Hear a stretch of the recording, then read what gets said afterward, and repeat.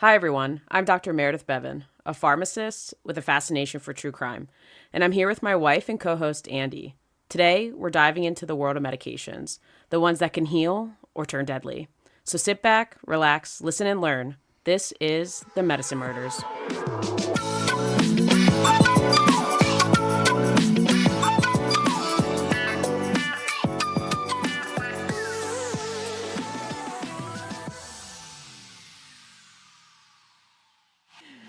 Welcome back to episode 5 of The Medicine Murders. I'm Meredith, and I'm here with my wife / co-host, Andy. Are you excited for episode 5, Andy? I'm super excited.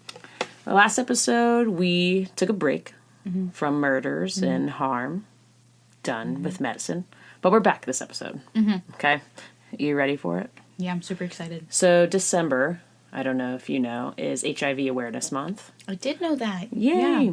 So we're going to dive into a crime that has to deal with HIV. Okay. In our Talk Nerdy part, I'm going to cover HIV, kind of what it does, and quickly go over the medications because it's pretty intense, and maybe I'll go into it later this month, a little bit more detail. But this is a pretty intense case, so it might take me a little bit longer. Okay. And so each episode, we uncover real-life cases of medical mysteries, medicine poisonings, and crimes involving prescription drugs, while also explaining how these medications work or fail in the hands of those we trust. So medicine is built on trust, the belief that doctors will use their expertise to heal, not harm. We let them examine us, prescribe treatments, and even inject us, trusting they have our best interests at heart. But what happens when that trust is shattered in the most unimaginable way? Our story begins in 1998.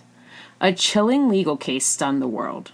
It involved a respected physician, his former lover, and a crime so meticulously calculated that the evidence could only be found in the genetic code of a mutating virus. Whoa. This wasn't a story of medical negligence or malpractice. It was one of premeditated murder carried out with surgical precision, using science as the ultimate weapon.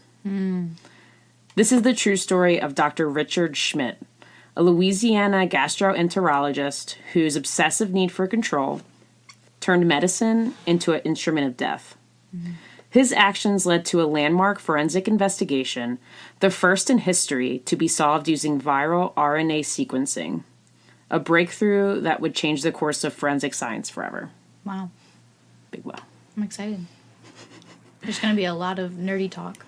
There is, yeah. So Dr. Richard Schmidt was a highly respected gastroenterologist in Lafayette, Louisiana, during the late 1980s and early 1990s. To his colleagues, he was the picture of professionalism, meticulous, intelligent, and dedicated to his patients. But beneath his polished exterior lay a dark, controlling personality consumed by jealousy and an insatiable need for power. Now, let me talk about our victim, Janice Trahan. She was a registered nurse working at Schmidt's practice. Young, hardworking, and ambitious, she dreamed of a stable future for herself and her children. Schmidt's confidence and success were magnetic. He seemed like the perfect partner, supportive, intelligent, and caring. But appearances can be deceiving. Despite being married, Schmidt pursued Janice relentlessly, beginning a tumultuous affair that would last nearly a decade. Did you see how I said tumultuous and didn't mess up? You did a great job. I know. He promised to leave his wife, convincing Janice to divorce her own husband in hopes of building a future together. But the years dragged on, and it became painfully clear that Schmidt had no intention of leaving his marriage. As Janice grew increasingly frustrated, Schmidt tightened his grip. He manipulated her emotionally, wielding his financial support and professional influence as tools of control. Even after their romantic relationship soured, he continued to exert power over her life, unwilling to let her go. By 1994, Janice finally broke free. Determined to reclaim her independence, she ended the relationship and began seeing someone new. But for Schmidt, this wasn't just a breakup. It was an unforgivable betrayal. In his twisted mind, if he couldn't have Janice, no one else could. So fueled by jealousy and the desperate need for control, Schmidt devised a monstrous plan that only someone with advanced medical knowledge could conceive.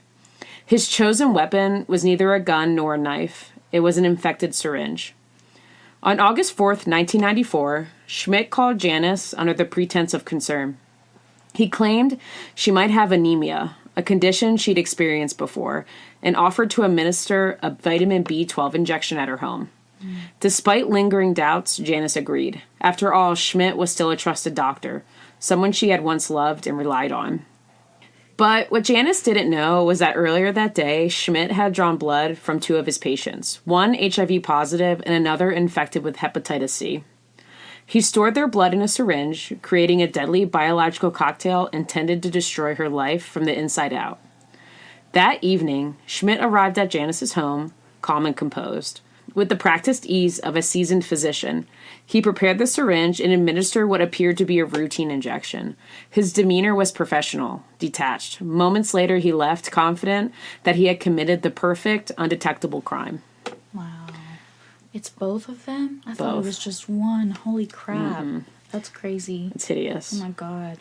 And if this was 10 years earlier, he probably would have gotten away with it. Oh yeah. No, for sure. That's why it's so insane. So scary. It's terrifying. I don't understand how doctors can do that. At first, Janice felt fine, but within weeks, her health took a catastrophic turn. She developed persistent fevers, night sweats, crushing fatigue, and unexplained weakness. Symptoms that no one could explain. Baffled, her doctors ordered a battery of tests. The results were staggering. Janice was HIV positive. Worse still, additional testing revealed she also had hepatitis C. In the early 1990s, these were often considered a death sentence. Stunned and terrified, Janice struggled to understand how this could have happened. She lived a stable life with no history of risky behavior. The only explanation that kept resurfacing was that strange B12 injection Schmidt had given to her just before her symptoms began. A horrifying realization dawned. Had the man she once loved, someone she trusted with her life, deliberately infect her? Determined to find justice, Janice went to the police. But her story sounded more like the plot of a crime novel than a real-life investigation. Could a respected doctor have intentionally used HIV-infected blood as a weapon? It seemed unthinkable at the time. However, detectives pressed on. Their first breakthrough came when they reviewed Schmidt's clinic records. On the exact day he visited Janice's home, he had drawn blood from an HIV-positive patient, but mysteriously failed to document the procedure in his otherwise meticulous medical records. While suspicious, this circumstantial evidence wasn't enough. Prosecutors needed irrefutable proof that the viruses found in Janice's bloodstream came from Schmidt's patient, a scientific connection that at the time seemed impossible to make. Enter Dr. Michael Metzger, a molecular virologist at Baylor College of Medicine. He proposed using a groundbreaking forensic method never before used in a criminal trial, viral RNA sequencing. Here's how it worked. First, you had to map the viral fingerprint. HIV mutates rapidly, creating unique genetic patterns in every infected person, like a viral fingerprint. Dr. Metzger compared the viral RNA sequences found in Janice's bloodstream to the strains from Schmidt's HIV-positive patient. The results were undeniable. The genetic sequencing were nearly identical, with this less than a 1 in a billion chance of being unrelated. It was the first time in history that viral RNA sequencing would be used as forensic evidence in a criminal courtroom, a milestone that would change the future of forensic science forever. For the folks at home, what is RNA? Okay. So I'm going to talk in the context of viruses. Okay. So RNA and DNA serve as the genetic material that dictates how viruses replicate and spread. Okay. So RNA viruses, such as the flu, HIV, COVID, have RNA as their genetic material. They are typically less stable and mutate rapidly because their replication enzymes lack proofreading abilities. It's kind of tough too. So this high mutation rate allows RNA viruses to evolve quickly, making them hard to target for vaccines and other treatments.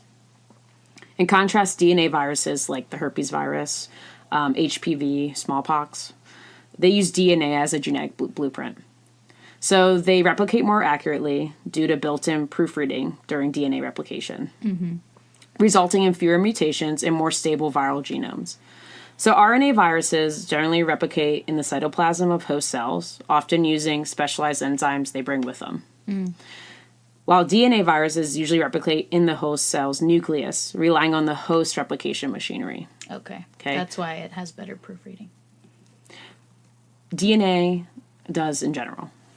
Just put this in the context of viruses. Gotcha. So DNA viruses also integrate into the host genome, allowing for lifelong persistence, while RNA viruses rarely do, except for retroviruses like HIV, which convert RNA to DNA using reverse transcriptase. That's tough, I know. Maybe I'll do what DNA is. I should have probably covered that. So this fundamental difference in genetic material impacts how viruses behave, evolve, and respond to treatments and vaccines. So let's move on to the trial of Dr. Richard Schmidt. It began in July 1998. The prosecution built its case on two central pillars. One, motive. Janice's emotional testimony revealed years of manipulation, control, and obsession. And the science. Experts carefully explained the groundbreaking technique of viral RNA sequencing to the jury. Janice's gripping testimony, recounting her slow descent into illness, left the courtroom in stunned silence. The defense attacked the science, dismissing viral RNA sequencing as experimental and unproven. They claimed that HIV's rapid mutation made a conclusive match scientifically unreliable. The prosecution's final blow came when they exposed Schmidt's suspicious clinic records. His failure to document the blood draw from his HIV-positive patient on the day he visited Janice's home was a smoking gun. After just 6 hours of deliberation, the jury returned their verdict, guilty of attempted second-degree murder. During sentencing, Dr. Richard Schmidt was sentenced to 50 years in prison without parole. In 2015, after serving nearly 17 years, Schmidt applied for parole citing poor health, but his request was denied. The court ruled that he remained too dangerous to be released. Correct.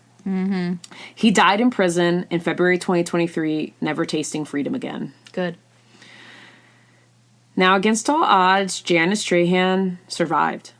Though she continues to live with the health consequences of HIV and hepatitis C, she has become a symbol of strength and resilience. Today, she advocates for victims of medical abuse, raising awareness about forensic science and the importance of justice, even in the face of betrayal and unimaginable suffering. Wow, that's amazing. Yeah, not exactly a murder, No, but I love that it's we even get better. Yeah, It's a I love survival that we story. get a survivor. That's awesome. I love it. Survivor stories are it. I am going to quickly talk about, because have you heard the My Favorite Murder this week? Not yet.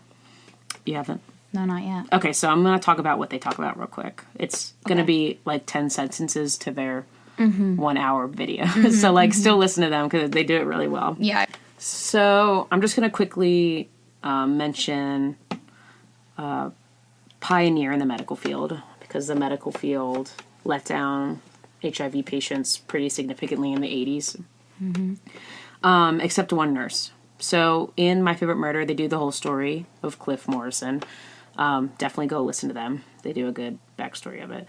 But I thought I should mention here what he did, because it's important.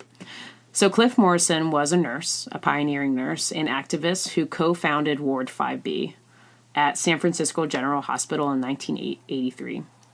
This was the first dedicated AIDS hospital ward in the U.S., established during the height of the HIV/AIDS epidemic when fear, stigma, and discrimination ran rampant. Morrison and his team of healthcare professionals prioritized compassionate, patient-centered care, offering dignity and humanity to AIDS patients, often abandoned by their families and rejected by other hospitals. They provided holistic care, including emotional support, touch, and personal connection, despite widespread misconceptions about how HIV is spread. Ward 5B set a new standard for HIV care, emphasizing love and empathy alongside medical treatment, forever changing how patients with life-threatening illnesses are treated in healthcare settings. So My Favorite Murder goes into his background and how this started, into more of, because Karen lived through it. But she was 20 living through this. So she goes into it. You should listen to it. In California, I'm sure. Yeah. In San Francisco, where this took place. So you should definitely listen to it. And there is a movie called Ward 5B, which you should also watch. But I'm going to go into the medicine of HIV and kind of what it is. Okay. But it being HIV Awareness Month, everyone should go watch that movie. 100%. So, your favorite part, Andy, after a sad story, which had a happy ending, luckily. Yeah. She is still alive, even though she fights with it. Yeah. And the killer is dead. I think it's awesome that she's using her experience to, and also just using her experience as to an advocate. help others. Yeah, I think that's super cool. Absolutely. But this is my favorite part, the talk nerdy part. Yeah. So we're going to understand HIV, its effects, and the treatment. Okay. Okay. So what is HIV? Do you know, Andy? I know that it's a virus that infects you, and it has certain chronic symptoms that will last forever, as well as, ruining your immune system. Immune system. Yeah. You got it. So HIV is a virus that targets the body's immune system. So specifically CD4 cells, or the T helper cells, which play a critical role in fighting infections. If left untreated, HIV can progress to AIDS, or acquired immunodeficiency syndrome, a life-threatening condition where the immune system is severely compromised. So how is HIV spread? When it first came out, it was widely misunderstood. But now we have a better grasp of how HIV is spread. So HIV spreads through direct contact with specific body fluids from an infected person. These fluids include blood, semen and vaginal fluids, breast milk, or perinatal transmission, which just means mother to child, it's rare, but it does occur. HIV cannot be transmitted through things that we did think it was transmitted through in the 80s, like casual contact, like hugging or shaking hands, sharing toilets, dishes, food, or even mosquito bites. Right. Do you remember what Princess Diana did? Yeah, she shook the hand of an HIV/AIDS patient, and it changed how people viewed it. Yeah. She was a super influential person at that time. Which is crazy, because that happened about a decade after Cliff opened up his. Wow, yeah. So he was doing it. It still took a lot of time, yeah. Unfortunately. So what does HIV do to the body? So there's a couple stages. First is the infection stage. HIV enters the bloodstream and attaches to CD4 cells. It uses these cells to replicate itself. And then 2, you have immune system damage. Over time, HIV kills CD4 cells, weakening the immune system. Then 3, an opportunistic infection occurs. As the CD4 count drops, the body becomes vulnerable to serious infections and certain cancers. And then 4, you have your AIDS diagnosis. A CD4 count below 200 cells, or the presence of a specific opportunistic infection, indicates AIDS. So how does someone die from HIV or AIDS? People with AIDS typically die from opportunistic infections such as pneumonia, tuberculosis, cytomegalovirus, or CMV, Kaposi's sarcoma, which is a cancer associated with AIDS, and toxoplasmosis, which is a parasitic brain infection. The weakened immune system cannot fight these infections, leading to severe... The weakened immune system cannot fight these infections, leading to severe illness or death without treatment. So HIV treatment.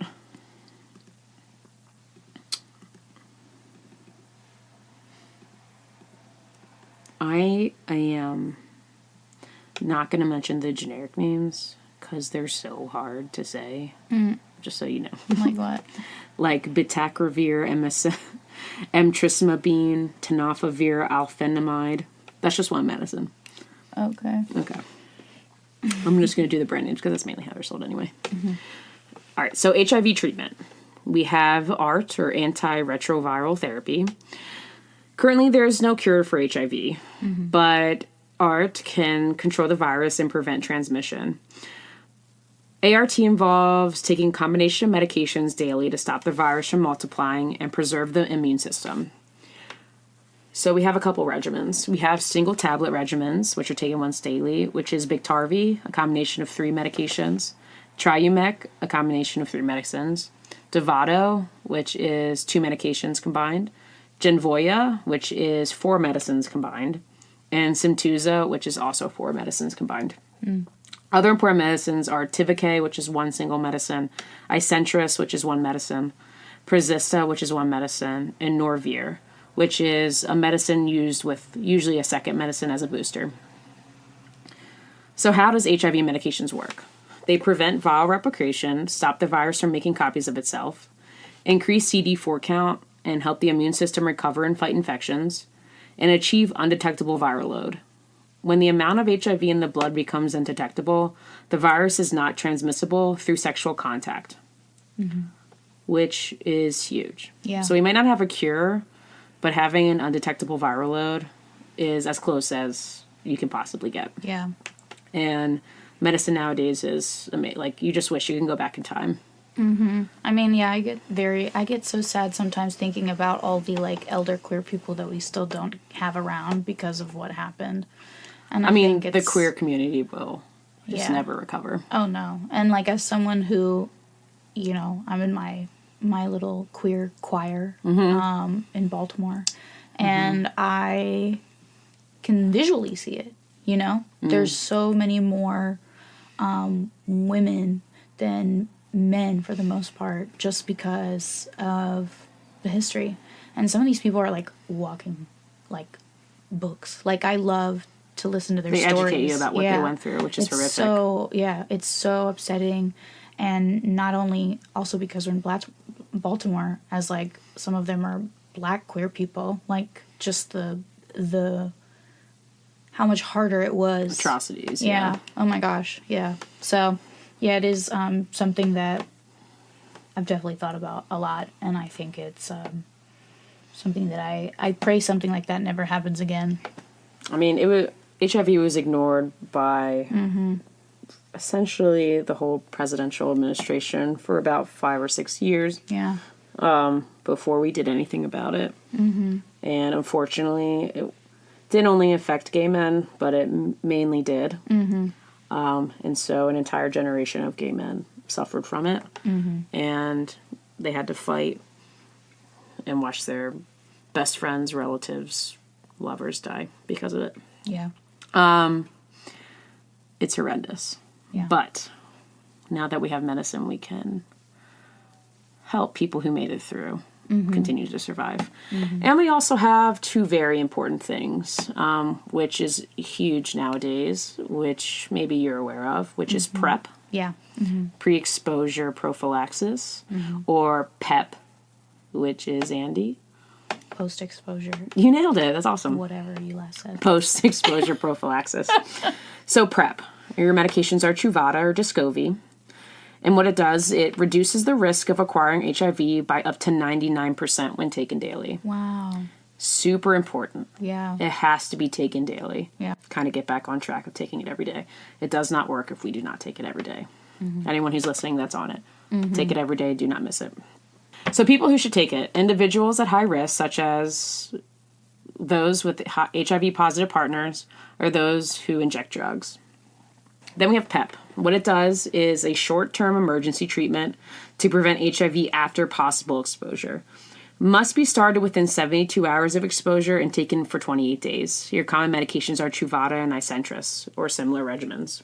Key facts to remember: HIV is manageable. With treatment, people with HIV can live long, healthy lives. And with regular monitoring, patients need regular CD4 count and viral load tests to ensure treatment is working.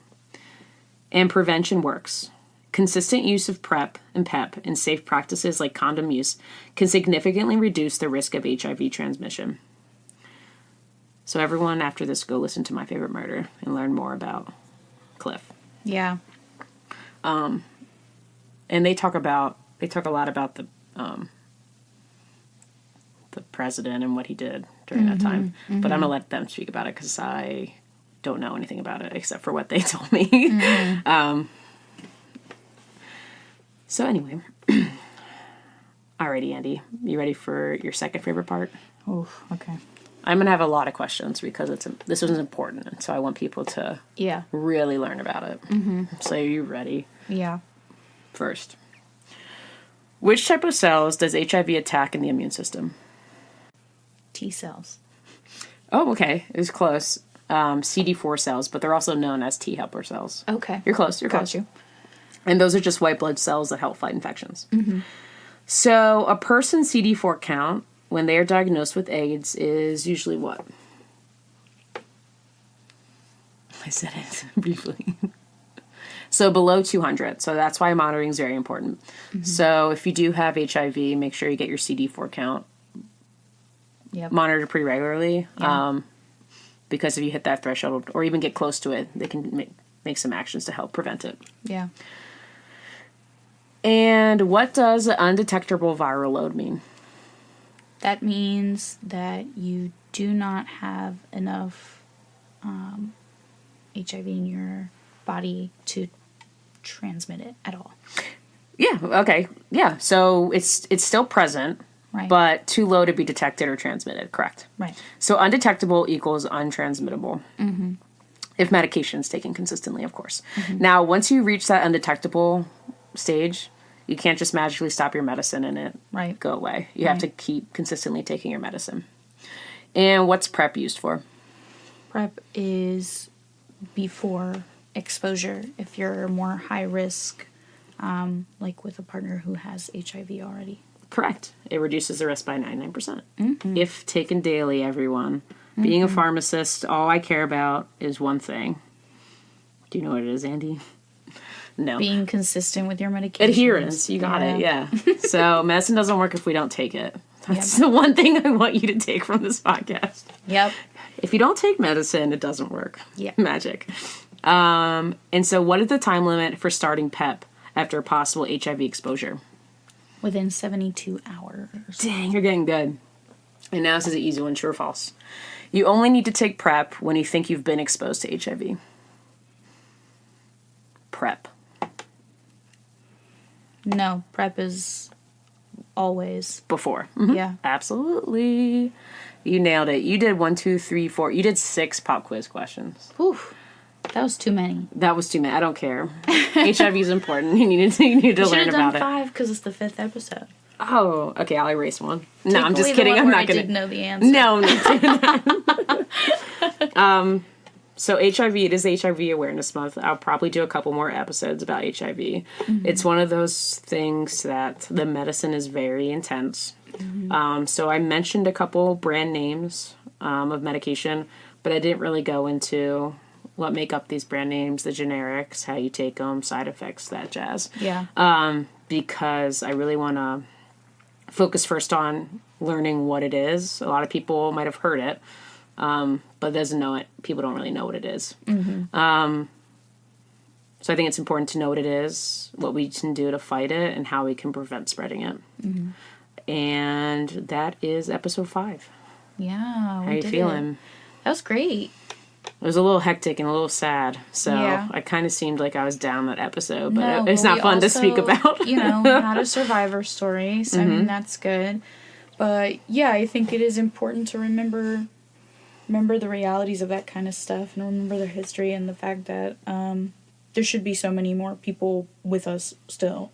And I also think that, I think it's good that we keep talking about it because it wasn't that long ago, No, it wasn't. Yeah. I was born in 92. Yeah. And it was just a decade beforehand. In the 90s, we still didn't know how to treat this. Right. It hasn't really become that treatable until the last couple decades. Right. I think HIV is a very specific, let's take COVID for instance. I'm just talking to you now. Mm-hmm. Let's take COVID, for instance. They acted so quickly that in a year or two, we were back to normal. If that was... we have a vaccine. Mm-hmm. If HIV was taken that seriously, we're probably talking about 20 years of not people dying. Yeah. Yeah. Anywho.